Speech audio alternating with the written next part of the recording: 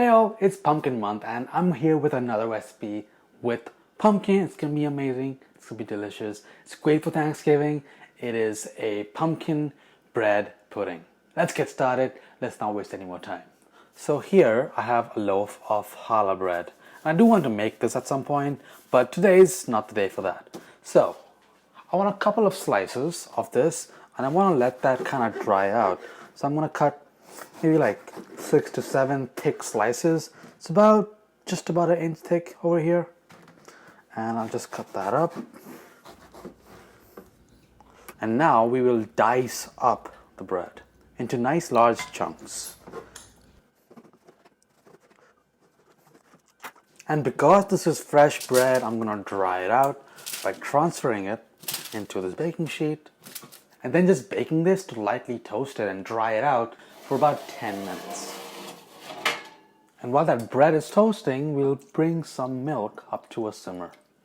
So the bread is nicely toasted, and here's a quick pumpkin spice with ground ginger, clove, allspice, and nutmeg and ground clove as well. 5 spices.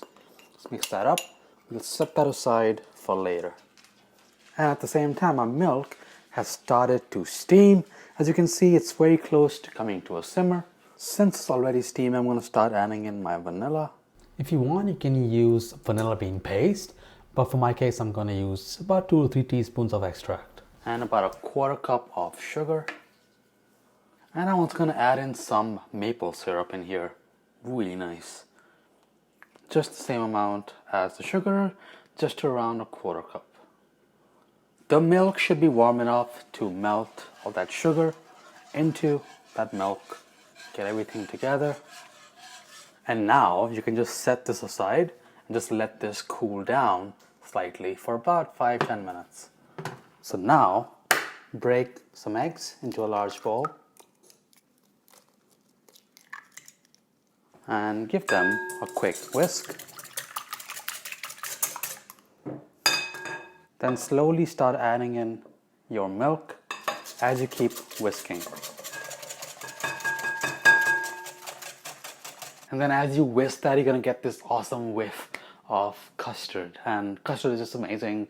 I grew up with it and it just takes me back. But if you love custard, you're gonna enjoy this step a lot. Now it's time to add in our pumpkin spice in it. And you can see, like, there are no curdles of egg. It's all just nice and smooth. And that is why you need to let the milk cool down slightly and not just put it right away as it's really steaming.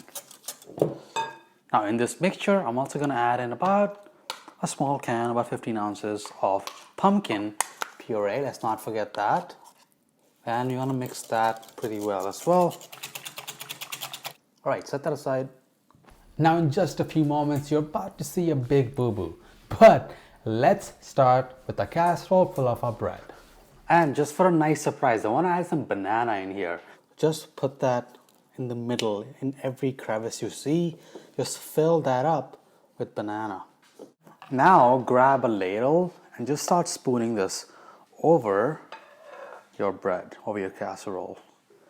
Just go slow. Make sure you cover every little crevice, every little piece of bread, and be careful not to make a mess.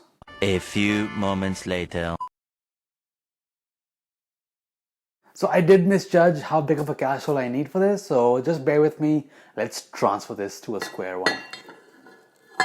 Okay, now we are back on track. Now feel free to pour at your heart's content without the risk of making a mess. Just swirl the pan around, make sure that all the breads are covered. There's no like dry pieces like that. So for that, I'm gonna grab a spoon and just spoon that awesome pumpkin spice, milk, egg custard over those bits. Now at this point, if you're a raisin kind of person or if you want chocolate chips, you can add that in. So we'll take this into an oven at 350 and we'll bake it for about 35-40 minutes or until this is all nicely set. I have it on the middle rack. And when the pudding is done baking, you're gonna get something that looks a lot like this. Take a knife or a skewer and take a look at the texture. When you poke it, it should be moist crumbs, just like this. If that knife or skewer is dry, then that means you overcooked it. So next time, cook it a bit less and check more often. But now you can just let that cool down for about 10 or so minutes and then release some of the edges and then just start slicing it into about 6 to 8 pieces. I'm gonna scoop one big portion out, and it might be a bit messy, but that's what makes bread pudding so much fun. And just make sure to go and pick the best vanilla ice cream. This one was truly great, it was so nice and creamy, and it really made this a lot of fun. I let the pudding cool down a bit so that the ice cream doesn't melt right away, and it was truly enjoyable. I like it both hot and cold. This is just so good, and the ice cream and the pumpkin spice, it just makes it so worthwhile. Have this nice creamy vanilla ice cream. And the best part, how easy this is. Well, as long as you pick the right casserole size. If you want something simpler with chocolate, check out my other bread pudding recipe and stay tuned for more.